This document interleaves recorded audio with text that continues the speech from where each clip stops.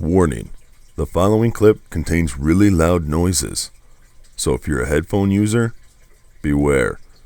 Also, if you have a weak stomach or weak constitution, the following clip contains much nerdery performed by nerds, like hacking and cheating. Viewer discretion is advised.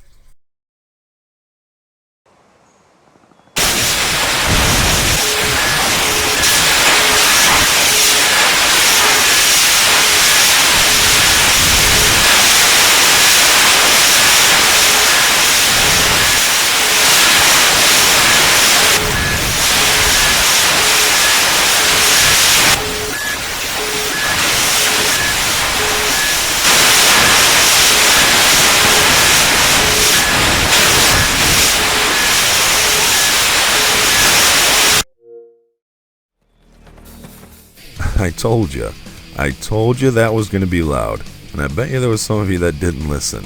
Well, hopefully I didn't blow out anybody's eardrums.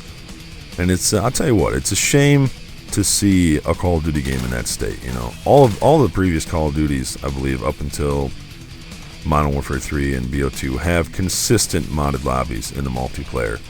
I know Modern Warfare 3 and BO2 have had modded lobbies, but I'm talking about really consistent.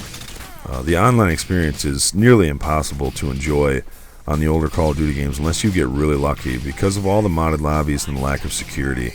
And I know that it's not cost effective for them to really practice security on those games and patch the issues that are happening, but it's just a real shame. As a fan of the Call of Duty series, a longtime fan, it's a shame to see, you know, the games that made me love this series in this kind of condition. And it's not only frustrating for myself, it's frustrating when I think about all the new players, because believe it or not, there's people who have not played this series before. And, you know, they get all excited, like, oh, I'm going to start playing Call of Duty. My friends told me it's a lot of fun. And they go to the store, it's like, get a multi-kill. They go to the store and, you know, they look at the back of the box and it says it's exciting. They say, you know, like a lot of us do, they say they want to play them in order. You know, they want to get used to the older games and then they'll, you know, play the newer game. And they get home, and it's like that. It's completely modded to where they don't even know what's going on. They're getting their stats modded. Their rank is locked, so then they can't, you know, rank up. And essentially, they can't even really play the game the way that it's intended to. And I just think that's a shame. I think it's a shame that Call of Duty leaves those games on the shelf and still advertise them as functioning games. I think Activision should add something to the cases and inform the customer that the multiplayer is not working as intended, or that is no longer receiving security, or anything to just tell the customer that the game is not functioning the way it's intended. And I know that's never going to happen. I know it's not cost effective for them, but I just think it's a shame. And wow, I did not mean to go off on that tangent, but let me know what your guys' opinion on that topic is. It's just one of those sore subjects for me, and just really ticks me off. But anyway, the real thing I want to talk about, and it's a good thing when I listened to this back before I started doing the commentary that my ears are deaf, so that first part didn't affect my ears. I went to a Mushroomhead concert last night, and everything pretty much sounds like an episode of Charlie Brown right now. You know how the parents are always like, wah, wah, wah, wah. Yeah, that's pretty much what it sounds like to me. Mushroomhead is a crazy show if you've never seen him. But anyway, the real thing I wanted to talk about was I saw the Call of Duty Extinction trailer today, and I thought it looked amazing.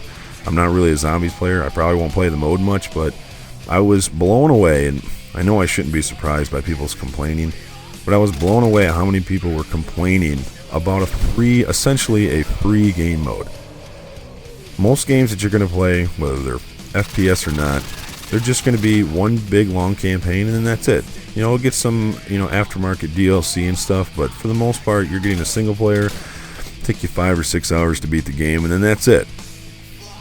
And I don't think people really step back and realize how much they're getting when they buy a Call of Duty game. I mean, not only are you getting the same campaign that you would get anywhere else, an amazing campaign, you're getting a multiplayer game that's the real meat of Call of Duty that you can just have endless hours of fun on. Even if you only play the game for 10 hours and you're like, this sucks, you still got 10 hours out of that game. That's more than what you get for a lot of single player games that cost the same amount as Call of Duty. And then you throw on top of that modes like Infinity Ward had survival mode or whatever it was, and they had Spec Ops. Now they have Extinction. You have zombie modes for Treyarch. You have essentially 3 full games in one for $60 if you ignore DLC and prestige editions and all that stuff. That to me is an amazing value. Call of Duty is an amazing value. And if you don't like the game anymore, you don't enjoy it, well then of course $60 isn't a good price for it. But if you still enjoy the game, you still enjoy having fun with your friends or stomping on randoms or whatever, $60 is a great price for this game. And I think some people just need to step back and really think about why they're complaining about something. I mean, if you truly don't enjoy the game, there's no sense in you buying it. Excuses like, oh, there's nothing else good out there, that's a terrible excuse. But if you truly enjoy the game, I think $60 is a great price to pay. And it's also very low risk. I mean, $60, even for somebody who's young, that to me, that's a great investment if you can really enjoy Call of Duty still. So let me know your opinions on what you think about the price of Call of Duty. And I'm talking about, the bone stock editions, the $60 editions, not the $200 or whatever dollars some people spend on this stuff. Let me know what you guys think, and as always, thanks for watching. Later.